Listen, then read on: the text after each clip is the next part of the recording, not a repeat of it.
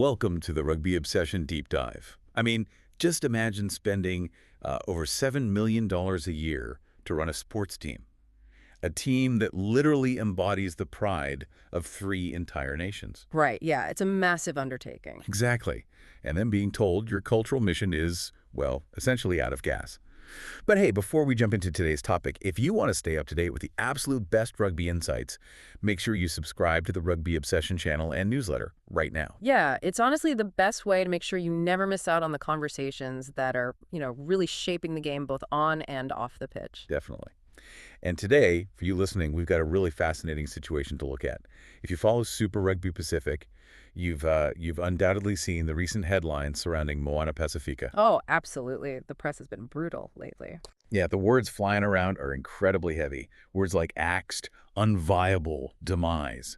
But today, we're going to look way past that initial shock value. We are taking a genuinely positive look at the facts on the ground, the actual methods for a potential rescue, and the really bright spots for Pacific rugby. Because it's so easy to just read a dramatic headline and assume the absolute worst, Right. right? But when you look at the underlying mechanics of what's actually happening, the structural changes, the economics, a much more nuanced and frankly optimistic picture emerges. Okay, let's unpack this. We can't really understand today's headlines without understanding the original blueprint, so take us back to the debut. Right. So rewind to 2022. Moana Pasifika makes their highly anticipated Super Rugby debut alongside the Fijian Drua. Huge moment. Oh, massive. This wasn't just an expansion. It was an incredibly vital move for the sport globally. Moana Pasifika was explicitly designed to represent Samoa, Tonga, and the Cook Islands at the professional franchise level. Which was a massive celebratory moment for representation. For decades, the Pacific Islands have been this absolute powerhouse of rugby talent. Yeah, undeniably. But the traditional pathway usually meant those players had to, leave their home nations to play professionally in New Zealand or Australia or Europe.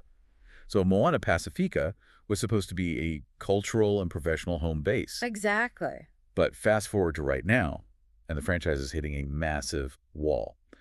They are currently set to be axed from Super Rugby Pacific at the end of this current campaign, purely because of the crushing financial reality of, well, keeping the team afloat. Yeah, the reports are indicating that operating in Moana Pasifika costs more than 7 million New Zealand dollars annually, which is it's a staggering number. It really is. And we have to talk about why that number is so high. Operating a professional sports team is always expensive, sure. But navigating the complexities of cross-border professional rugby in the Pacific introduces just entirely unique logistical hurdles. We're talking about geography and currency, Yes. right? It's not like taking a team bus across London. Precisely. You're dealing with immense travel costs. International flights across vast ocean distances just to play regular season games. You have accommodation, complex logistics, and, you're operating across different economic zones. Right. Plus, unlike a deeply established team like the Crusaders or the Blues, Moana Pasifika doesn't have a massive, rusted-on, generational local fan base filling a stadium every single weekend to offset those costs. Yeah, the best way to explain this to you listening is to look at it through the lens of a Silicon Valley startup. Imagine Moana Pasifika as a beloved, highly anticipated startup company. I like that analogy. Right.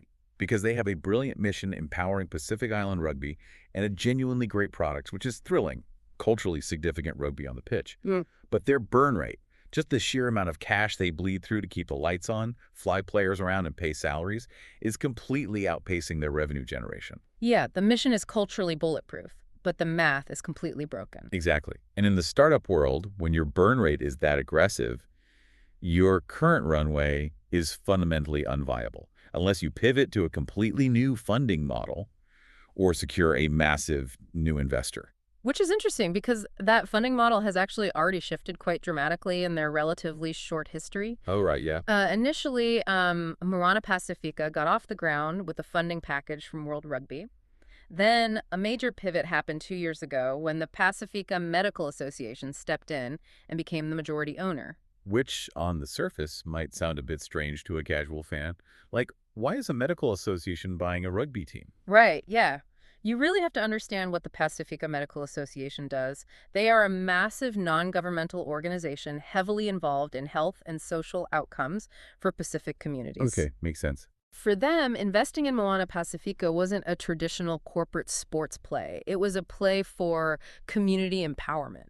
Because in Pacific cultures, sports, community cohesion, mental health, and physical well-being are all, deeply interconnected. So they basically looked at it as an investment in social capital. Exactly. Yeah. But running a massive social health program and running a hyper-competitive cross-border professional rugby franchise are two very different beasts.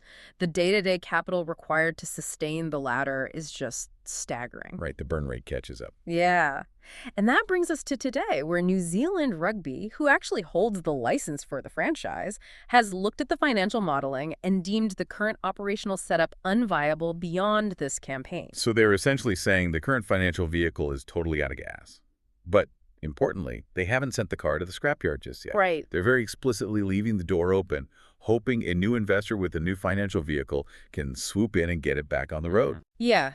That's the crucial distinction here. The ownership model is being axed, not necessarily the concept of the team, provided, someone else wants to pick up the checkbook. Which kicks off the loudest debate in the rugby community right now. Who should foot that bill? Yeah. I mean, we saw ex-All Black Stephen Donald very publicly urging World Rugby to step in and save the beleaguered franchise. He did, yeah. He basically made the argument that the global governing body needs to be the ultimate safety net for a team with this much cultural importance. It's a deeply emotional argument, and you see it across all sports, honestly. Right. When a beloved cultural institution is in financial peril, fans naturally look up to the absolute top of the pyramid and demand a bailout. Yeah, they really do. And before we get into how the top of that pyramid responded, I want to ask you listening right now, what do you think about governing bodies bailing out clubs? Let us know your opinions in the comments. And while you're down there, hit that button to subscribe to the Rugby Obsession channel and newsletter. We genuinely want to see your debates on this because it's arguably the single most hotly contested philosophy in sports administration today. And what's fascinating here is how unequivocally World Rugby answered that exact question. I mean, they completely bypassed the PR speak. Oh, yeah, they didn't mince words at all. Not even a little. World Rugby chairman Brett Robinson was speaking in Christchurch, and his response to these widespread calls for a bailout was incredibly blunt. He said, and I quote, "World Rugby doesn't underwrite professional teams. It's not our job. It's not our responsibility." It's not our job. Wow, that's not just drawing a line in the sand. That's like building a concrete wall. It is a definitive policy statement. And it wasn't just World Rugby.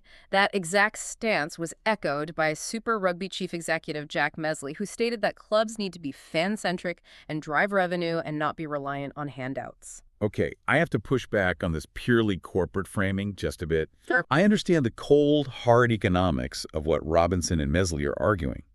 I get that a business eventually has to make money. But aren't we treating a vastly unique cultural entity like it's just another widget factory? Well, I mean, Is there a risk that strictly treating rugby clubs like traditional localized businesses completely overlooks the immense cultural value of Moana Pasifika? They aren't just selling weekend entertainment, right? They represent the diaspora of entire nations. When you're talking about Samoa, Tonga, and the Cook Islands, doesn't that warrant a different set of rules, or at least a bridge loan, rather than just telling them to go be fan-centric? look, I hear that, and it's a completely valid tension. But let's really look at the mechanics of what Mesley and Robinson are saying. Yes, the cultural value is immense and undeniable, but cultural value, unfortunately, doesn't pay for aviation fuel or hotel blocks in Sydney or player rehabilitation programs. Yeah. The governing bodies are making a structural argument. You cannot build a durable cultural beacon on a foundation of perpetual top-down financial bailouts. Right, because the moment the governing body has a tight year, the team evaporates anyway. Exactly. If your existence requires a multi-million-dollar grant every single season just to survive, you aren't an independent franchise. You're a subsidized project. So Mesley's point about being fan-centric isn't just corporate jargon. Go. He's saying that a team's survival has to be directly fueled by the community it represents. If the revenue isn't there, the model is wrong. And pouring governing body money into a broken model doesn't fix the model, it just delays the collapse. Okay, so what does this all mean? Because if the current owners are out, the $7 million burn rate is still there, and World Rugby is flat out refusing to step in and underwrite the losses, where is the positive angle we promised you listening? The silver lining actually comes from the transparency of this entire crisis. Jack Mesley is surprisingly optimistic about Moana Pacifica's survival. He pointed out that because this financial reality is now completely public, it actually creates a massive window of opportunity for new ownership groups. So by ripping the Band-Aid off publicly, they force the issue. Right. Before, potential investors might have just assumed the Pacifica Medical Association had it handled. Now the stakes are crystal clear. Mesley noted that anyone with the capital and the vision to rescue the franchise now knows the exact price of admission. That makes sense. And he's confident those high-level conversations are happening behind closed doors right now. And there's a serious ticking clock forcing those conversations, isn't there? I mean, Super Rugby Pacific organizers are currently gearing up to finalize preparations for a 10-team competition launching in 2027. So Mesley didn't give a hard public deadline, but he admitted the window to get an investor on board isn't, well, big. Yeah, it's tight. But again, necessity drives innovation. A tight deadline forces serious money to make a decision rather than just stringing the league along. But if we connect this to the bigger picture, the most fundamentally positive takeaway from the sources isn't actually about Moana Pacifica's corporate ownership. Wait, really? What is it? It's about World Rugby's actual commitment to the region. Which is counterintuitive, right? Because when Brett Robinson said, it's not our job to fund professional teams, the immediate public reaction was that World Rugby was just abandoning the Pacific Islands entirely just to save a buck. Which couldn't be further from the truth. While Robinson made it explicitly clear they won't underwrite a professional franchise's operating losses, he immediately confirmed that World Rugby is still investing massively in the region. Oh, wow. Yeah, he revealed that 15 million Australian dollars, which translates to about 18 million New Zealand dollars from the World Cup Fund, is being deployed directly into the Pacific Islands. So 18 million New Zealand dollars is a phenomenal injection of capital. It is. But if it's not going to pay the travel bills for Moana Pasifika, how is that money actually being used? It's being strategically poured into grassroots infrastructure.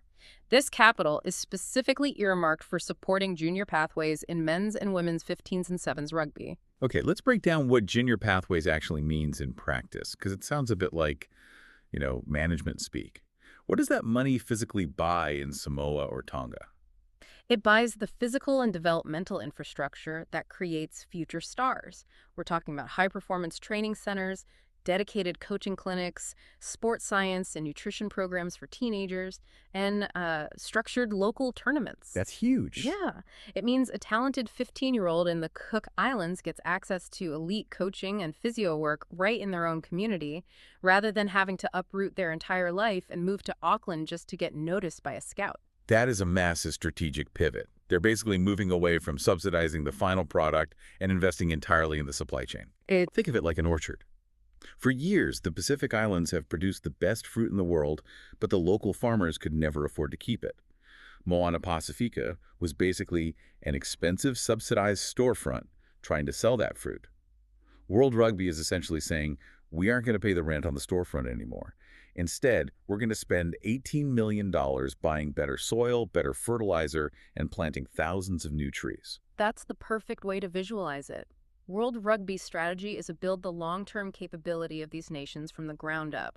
They are choosing long-term developmental health over a short-term, top-heavy franchise bailout. Because if you build a robust, world-class grassroots system, you eventually create a much deeper, vastly better prepared local talent pool.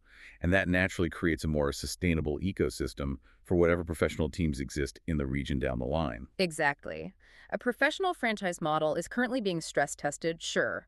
But the actual pipeline of Pacific Island talent, which is the real lifeblood of the sport, is being protected and heavily funded. So, to bring this all together for you listening, Moana Pasifika is undeniably going through a painful, very public financial reckoning.